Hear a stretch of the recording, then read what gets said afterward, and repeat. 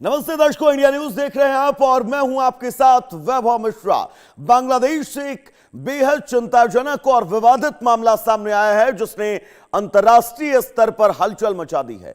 Social media पर viral हो रहे एक संदेश के मुताबिक कुछ कट्टरपंथी तत्वों ने फीफा फुटबॉल टूर्नामेंट के समर्थकों को धमकी दी कि वे ब्राजील और अर्जेंटीना जैसे देशों के झंडे न फहराएं। दावा किया जा रहा है कि इसके बजाय केवल कुछ प्रतिबंधित और चरमपंथी संगठनों से जुड़े झंडे फहराने का दबाव बनाया गया। इस तरह के संदेशों में आईएसआईएस और अलकायदा जैसे नामों का भी उल्लेख किया गया, जिससे मामले की गंभीरता अब और बढ़ गई है। फुटबॉल जैसे वैश्विक खेल का आयोजन, जो आमतौर पर उत्साह, एकता और खेल भावना का प्रतीक माना जाता है, वहां इस तरह की धमकियों ने माहौल को तनावपूर्ण बना दिया। सोशल मीडिया पर सामने आए इन दावों के बाद स्थानीय प्रशासन और सुरक्षा एजेंसियों पर भी सवाल उठने लगे हैं कि क्या सार्वजनिक आयोजनों में ऐसे तत्वों की सक्रियता बढ़ती जा रही है। हालांकि अभी तक इन धमकियों की आधिकारिक पुष्टि पूरी तरह से नहीं हुई है, लेकिन वायरल संदेशों ने लोगों में चिंता जरूर बढ़ा दी है। खेल प्रेमियों और आम नागरिकों के बीच अब डर का माहौल देखा जा रहा है। अंतर्राष्ट्रीय स्तर पर भी इस तरह की घटनाओं को गंभीरता से लिया जाता है, क्योंकि यह खेल भावना और सार्वजनिक सुरक्षा दोनों के लिए चुनौती माना जाता है और यही वजह है कि अब इस पूरे मामले ने जमकर विवाद पकड़ा है।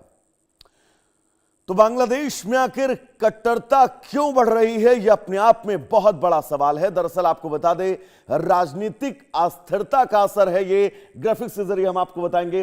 राजनीतिक अस्थिरता का असर है जिसके जरिए वहां पर अब कट्टरपंथी समूह पूरी तरह से हावी हो रहे हैं। राजनीतिक ध्रुवीकरण से कट्टरता को बढ़ावा मिल रहा है। अपने अपने वोट बैंक साधने का भी ये एक बहुत अहम तरीका है। कई इस्लामिक समूहों का सामाजिक प्रभाव बांग्लादेश के अंदर बढ़ा है, यह पूरा विश्व जानता है। सोशल मीडिया हथियार बन रहा है इन कट्टरपंथी ताकतों का। लोगों को सोशल मीडिया के जरिए यहां पर प्रोवोक किया जा रहा है, उनको इस पूरे मामले से और अपनी जो सोच है उससे जोड़े जाने की बात कही जा रही है।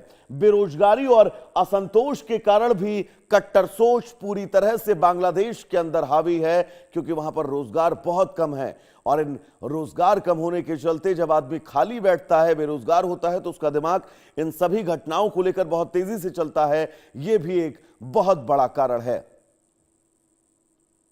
हमारे साथ रास बिहारी जी जुड़े हुए हैं, वरिष्ठ पत्रकार हैं। सर, बहुत स्वागत है आपका इंडिया न्यूज पर। रास बिहारी जी, जो बांग्लादेश से तस्वीरें लगातार पिछले, मैं ये कहूं कि 2 साल से सामने आ रही हैं, इन तस्वीरों के बीच अब तो बड़ा मुश्किल है वहां पर लोगों का रहना, शांत स्वभाव के लोगों का रहना, जो सेकुलर धर्मनिरपेक्षता में विश्वास रहते हैं, उनके लिए तो बड़ा मुश्किल हो गया बांग्लादेश में रहना। सर देखिए, जिस तरह की रिपोर्ट